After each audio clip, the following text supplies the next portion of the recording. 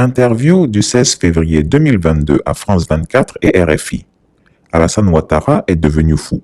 Deuxième partie est fin. Depuis plusieurs années déjà, Chris Yapi s'évertue à vous expliquer qu'Alassane Ouattara est atteint de la maladie du mensonge, la mythomanie. Il ne se rend même pas compte qu'il ment. De toutes les façons, ça ne pouvait pas être autrement avec quelqu'un qui a renié père et mère, qui a menti sur son ADN, sur ses origines et qui a refusé d'aller au Burkina Faso, dans sa ville natale de Sindou, pour s'incliner sur la tombe de son père, juste parce qu'il ne veut pas être associé à la nationalité burkinabé, comme si cela était un mal. Oui, j'ai fait une partie de mes études en Haute-Volta, alors que mon père y exerçait ses fonctions de chef traditionnel. Oui, j'ai représenté ce pays dans des institutions régionales et internationales et j'en suis heureux. Pourtant, le Burkina Faso est le pays des hommes intègres, mais Alassane Ouattara les méprise. Ah oui, c'est carrément. Et c'est pas un Ivoirien. C'est pas un Ivoirien. Attends, Alassane Ouattara, qui est aujourd'hui le président, est pas Ivoirien.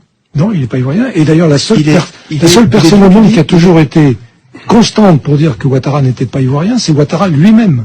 Parce que tous les actes posés par Ouattara avant de devenir Premier ministre en Côte d'Ivoire l'ont été avec des documents voltaïques ou burkinabés par la suite, quand le Volta a changé de nom. Juste un exemple, M. Ouattara a obtenu ce qu'on appelle la Légion d'honneur ivoirienne, qui est l'ordre national de Côte d'Ivoire. Il a été décoré en tant que haut fonctionnaire de la Banque centrale des États de l'Afrique de l'Ouest. Et dans l'ordre de cette médaille en Côte d'Ivoire, on retrouve le dossier de M. Ouattara et la rubrique nationalité, il y a marqué voltaïque. Il achète un immeuble à Abidjan en 1984, il va chez le notaire, il sort un passeport voltaïque. Tout est comme ça. Et au-delà de ça, quand il est au FMI, il remplace un monsieur Zoulou qui était zambien à la direction Afrique du FMI, et le communiqué officiel du FMI dit monsieur Zoulou de nationalité zambienne est remplacé par monsieur Alassane Ouattara de nationalité burkinabé. Toutefois, Alassane Ouattara ne méprise pas que le peuple burkinabé. Ce menteur et vassal du néocolonialisme français méprise tous les peuples africains. C'est un véritable ennemi de l'Afrique. C'est un partenaire fiable. La France a perdu quand même 53 de ses enfants au Mali. La France dépense à peu près 1 milliard par an au Mali.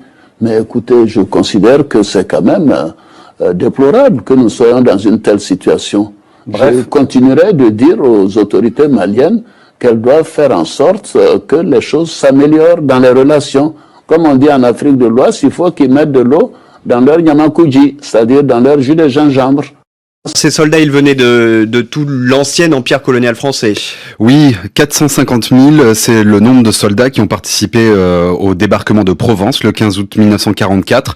250 000 venaient d'Afrique, on les appelait les indigènes. La majorité était originaire du Maghreb. Il y avait aussi des Français résidant en Afrique du Nord, des pieds noirs, des expatriés, et enfin des tirailleurs sénégalais. Ces derniers venaient de toutes les régions de l'Afrique occidentale française, du Sénégal au Niger. Et sur toute la durée de la Seconde Guerre mondiale, environ 350 000 Africains issus des colonies subsahariennes combattent au service de la France.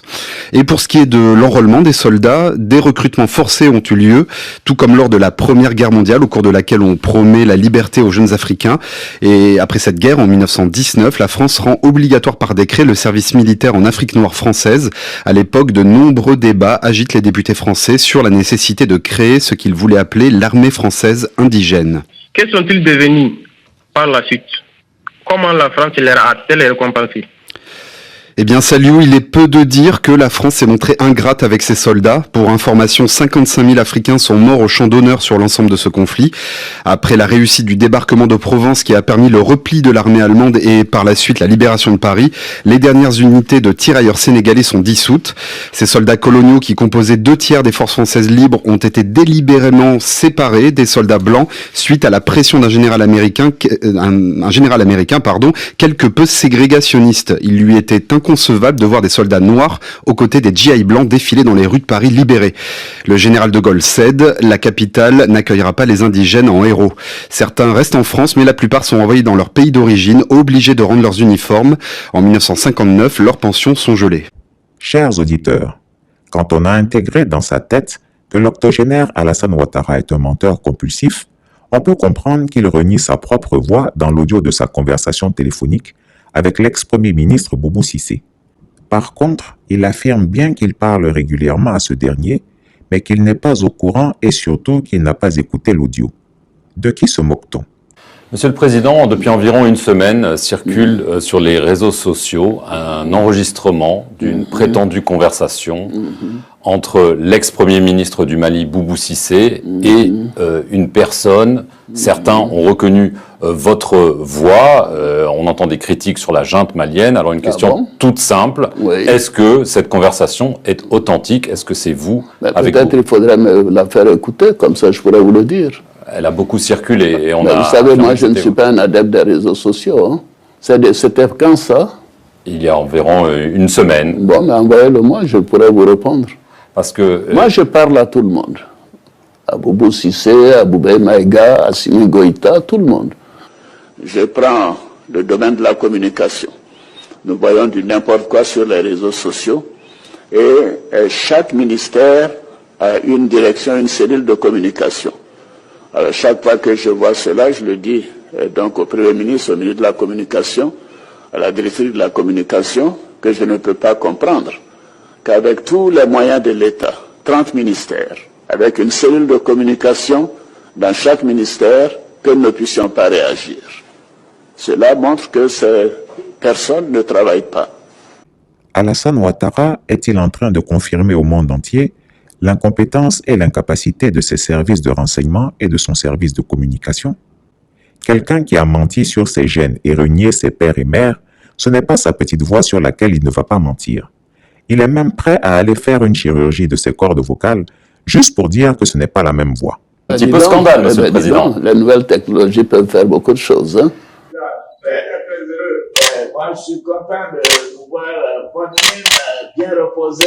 Oui, tout à fait, Monsieur le Président. Donc, mon programme, c'est du repos et des exercices. Ça donne... Monsieur le Président. Les nouvelles technologies peuvent faire beaucoup de choses. Hein. Le vieux El Hadj Dramane Ouattara. Il faut aller à la Mecque encore. Sinon, ton premier Hadj est gâté. Mais Alassane Ouattara est un menteur. Et je le répète pour vos auditeurs et pour vos téléspectateurs, il ne faut pas que les gens fassent attention à son esbrouf. C'est parce qu'il est menteur qu'il n'a jamais réussi à arriver au pouvoir depuis 1993. Le mot est fort, menteur. Le mot n'est pas fort. C'est ce qu'il est. C'est la description. Chris Yapi ne ment pas. Retrouvez Chris Yapi sur son nouveau compte Twitter, ses 2 chaînes YouTube, sa chaîne Dailymotion, Instagram et Mediapart.